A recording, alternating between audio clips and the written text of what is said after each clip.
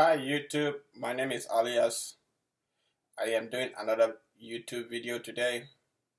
I have a very concerns about Africa, our leaders, what you guys are doing to us, for our parents, our brothers, our grandkids, our kids. What about if we die and come back again in the same African continent? How are we going to enjoy the land?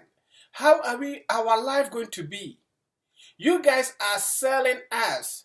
Now it looks like you selling us the same way that it happened before. That the Western people came and took us. You guys are selling our properties, everything, resource, everything. For example, look at a country like Ghana. A president of Ghana. You say you are educated. There's nothing in the world that you make it or you do it don't have is unbreakable. Anything that you do in this world is breakable. If it is not good for your people, it's not just for you and your family. What about your cousins, your nephews, your brothers and sisters, your extended family? People are vote for you, die, cry for you, that we want a good president so our country can grow up. What is African future for the year 2020 or 2035? How do we ever plan, said, okay, 2025, Africa will be like here. We will be in this level. We don't care. All we care, African leaders, is how much we can get and steal it and hide it in different countries. Just for my daughter, my sister, and dad. What about the rest of the country though? What about the rest of the people live in there? So, for example, you doing this, and now you die. What about your family? They're not going to suffer more? There's no suffer for your family no more because you are educated. You've been to the UK and go to school there. But you have a sibling. You have a family. You have an extended family. They still live in Ghana. They still live in Africa. They still live in the poverty. They still live the same way that you left is the same. Africa, everywhere you go, there's a trash. There's nothing. What is, okay, I have a question. In Africa period, or Ghanaians, or what law do we have in Ghana or in Africa that this law in particular is working, is helping us? This law, we need to leave it the same way it is because this law is helping us and it keeps us, let us growing.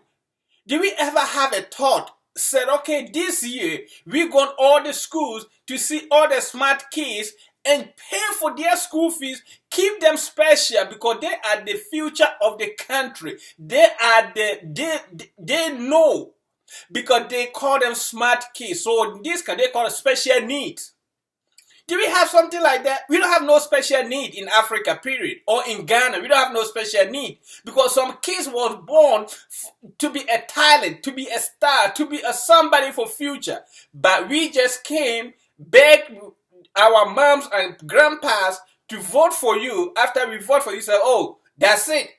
That's it. We're not going to help nobody. But when the time comes, you still need the vote that we can vote for you and put you back in the power. These people, for example, just listen to CNN or any news channel. What is going on in this world right now? Something just happened in Syria. And they said, okay, fine, it happened. Can we go there to see the evidence? These people here tell them that we don't need no evidence. So if I sit down home and act a movie and show it to the media, you believe it without no evidence. So, okay, fine. Either they do it, is it true or not, we're still going to kill them. So right now, you Ghanaian or African ministers and our elders, our brains just is limited. Our brains don't work no more. Because we just want, with the sweet talk.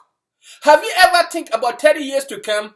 Have you ever looked and said, hey, this country that these people were there, how good or what are they benefiting? You just benefit for now because they give maybe $5 million to put in your account. And that's the end of the world. After you're done being a president or being a minister, that's it. and the rest of your family and extended family will be rich for the rest of their life, right? So we don't have nobody in the government. That means we have to die. And the same that we have to die with hunger and poor and everything without thinking for this future, you still need our vote every single day. So common sense will tell you that what you're doing is not good. Okay, these people, you accept them. Yeah, they signed a law. It wasn't you, it wasn't blah, blah, blah. But when you were campaigning, you campaigned that you're coming to fix stuff.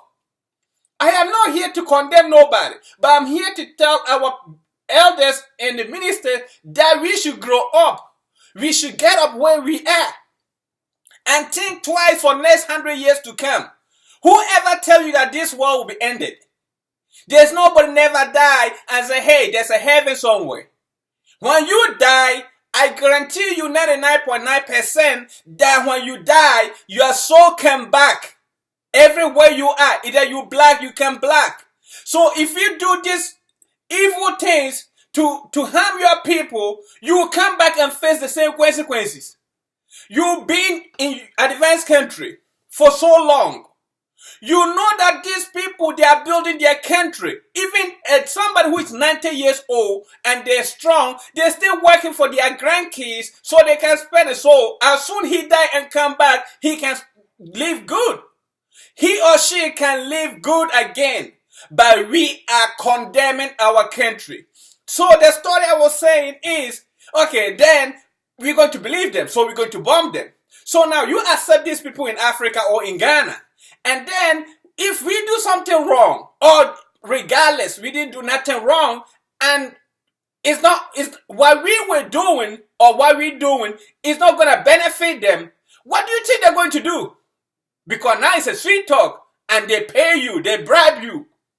So once it's a sweet talk and we are not doing something that they like or they want to, they say, hey, you guys do this. And they veto to bomb us, right? To kill us. And that time your ass was rotten because you died and you don't care again. But I bet you that you will come back and face the same consequences.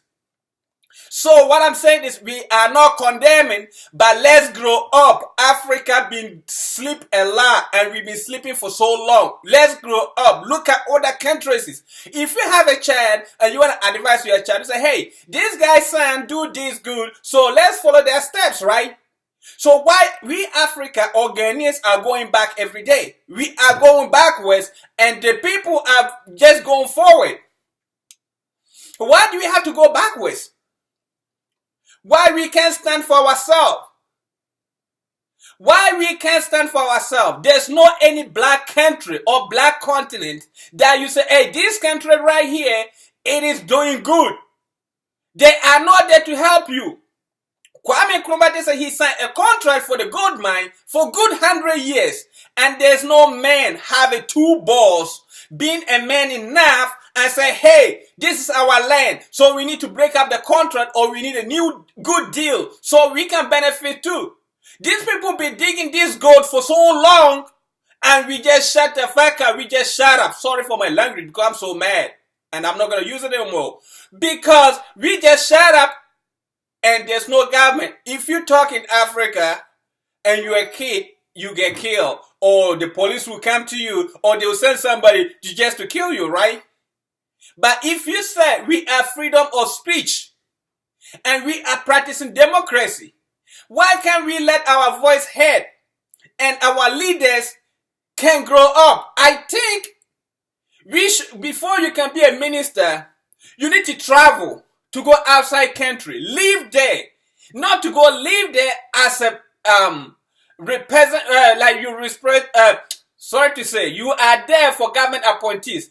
Come as a normal, go to work, go to raw areas, go to the villages, go everywhere and see how they live here. So when you go back, you can make a change. You say, hey, no, we need to do something. You just sit down in Africa, somebody write a book, or I'm educated, I just graduated from this university. But your brain is just like a kindergarten, like a daycare. Because your brains don't go nowhere. You just say, hey, okay, my cousin are pressuring me. My sister is doing this. So I need to steal money, right? The same thing here. They steal money, but they use the money to do what they need to do. They do the work right before they spend the money. Everybody spend money. There's a corruption. These people brought us a corruption. But the corruption is use the money, show them that you do the good job. For example, in BA, Bonahaf region, there is a road that they're doing from Wenchi to Badu. BA, from Wenchi to Badu. The minister there, he's NDC, Koko Kwanansi, told the contractor that it's only few cars pass here every day. So just do the road halfway. Now the road is no longer good. But if you have a bridge and think for that, hey, I'm from this area, I need to serve my area. So this road need to be made for genuine. So at least the road can last for 20 years. Common sense will tell you that you think for your grandkids, you think for your family, you love your country and you serve it, right? Now you make this corruption and keep that money in your pocket. Now look at the road though. And now you there, oh yeah, MPP is doing this, NDC is doing this. You that the same person when you were in the power, look at what you did. So if you die and all your brothers and sisters, they didn't get a position in the government, what will happen? We're still going to live the same, right? But being smart or common sense, your brains never tell you that. Your brains never tell you that, no, this road, even though it's 100 cars pass on it, let's do the road genuine so we can move to different area and do something else. Now we are going to beg the government, say, we don't have no roads. And then they will ask you, it's been passed for 6 months. And now the road is no more good because of the minister that they need to kill him. You need to hang him, kill him, and kill all his family. And I think when we do that, things will change in Africa, period. When somebody commits a law, we should kill the person. Because if we don't kill, we don't survive. We don't kill and say, hey, no, forgive. The person know the wrong and he know right. So why do you choose to do wrong? When you do wrong, you face it. When we came here, they have a laws. So if you commit the law, you go to jail, right? If you go to overspeed and there's a speeding, say, hey, you gotta go 25 miles per hour and you go 30. When you get pulled over, that means the police give you a ticket. You know that you shouldn't have to go that much and you still do it, so you have to face it, right? Why we can't do that in Africa? You have a kid, you have a newborn baby. These people been practicing democracy for so long, over 300 years. They're still not good. So how the heck in the world are you tell me now, oh, we are going to do 8 years? Why we can't do 12 years? Why we can't do 18 years and take a baby steps? So if your baby start walking and he said, I'm going to run the same way you've been running on the ground, is that going to be possible? Do you think the baby going to make it? They have a history. If anything happened, they go back to their system and fix the situation. Or this one happened in 1966, this is what we did. Or this one happened in 1957, is this why. What is our history? What is our, how you call it? If something happened in the parliament, we don't have no history, nothing to tell that, hey, this thing happened here, this is what we did to fix it. So why in common sense would tell you that we shouldn't have to be the same spot with them, telling them that, hey, we're going to do our government for every 8 years. That's where we are right now, right? And I think that law needs to be changed. That law needs to be changed and go back to 18 years or 12 years to build our country. Can we start and doing something? This man, I love him so much. I never met him. I look at him on YouTube, the way he got technology, brains, witchcraft, whatever you call it, start doing cars, start doing stuff in Africa or in Ghana. Why don't we use the cars in Africa, period, without selling these junk cars? If you got money, want to buy a luxury car, that's fine. I see people here just make a custom car from Germany to this country here, to US. But they got the money. We don't have it. So what we need to do is what is made in when God bless our gods and our grandparents, their spirit bless that man to have a view to do something. Why we shouldn't buy them cheap, whatever it is. I didn't say no cheap, but if we start buying them, he can employ over 100,000 people because it's African demand. We need them. And trash a cars are 70 to 80 years. There's no shock absorbers, nothing. And it's still running. You accept that. But the new technology that the man is building the cars, you don't accept it. So what type of human being is black man or black period?